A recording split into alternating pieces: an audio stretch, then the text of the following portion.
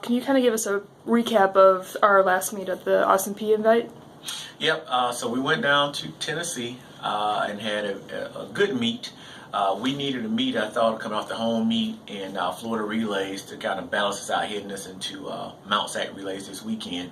And Austin P provided that. There was quality competitions. We had a lot of personal bests, and we had good weather. So that was something that we were very, very happy about. Sure. And Austin Hayes picked up his first individual weekly award after a great weekend. Can you just kind of talk about his performance? Well, Austin's been getting better.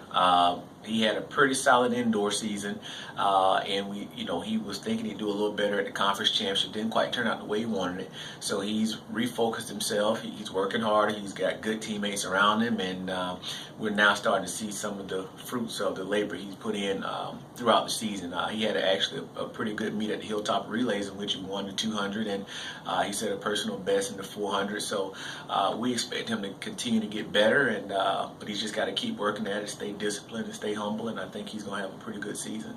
All right. And can you give us a preview of this weekend's upcoming meets?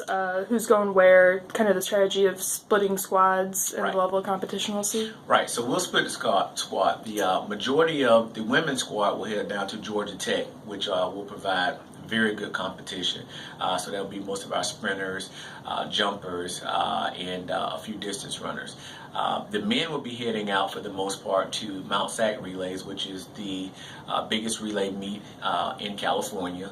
It's one of the big five, meaning Florida Relays, Texas Relays, Mount Sac Relays, Penn Relays, and Kansas Relays. And so for us to have an opportunity to compete at that meet again is big for us in the program, and we want to go out and do well against high-level competition.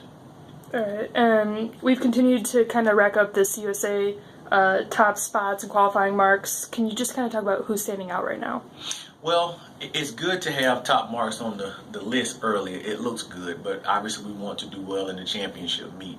Right now, we've got top marks with Eli Minor in the 100, and the 100 will be a very, very heavily contested event. Very, very good people at the national level. We've got top marks in the 4x4 right now, which again will be another good event.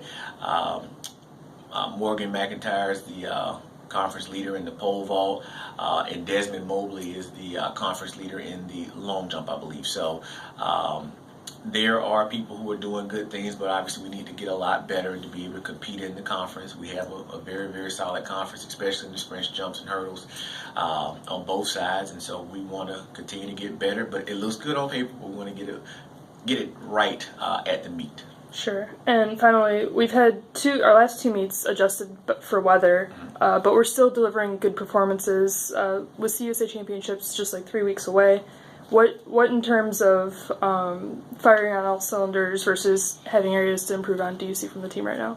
Well, going back to the very first meet outdoors for us, it was cold, it was raining, and we had some people who went out and just got after it. You have to be able to compete in any weather.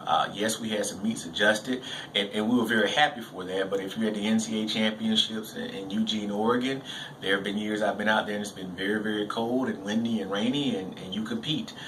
So if there's no lightning, normally you compete, but I think our team has done a good job of adjusting to different types of weather, and that's exactly what we want to have happen. We don't want them to be rattled by Mother Nature, because you just never know. It's an outdoor sport, so things are going to happen. All right. Thanks, Coach.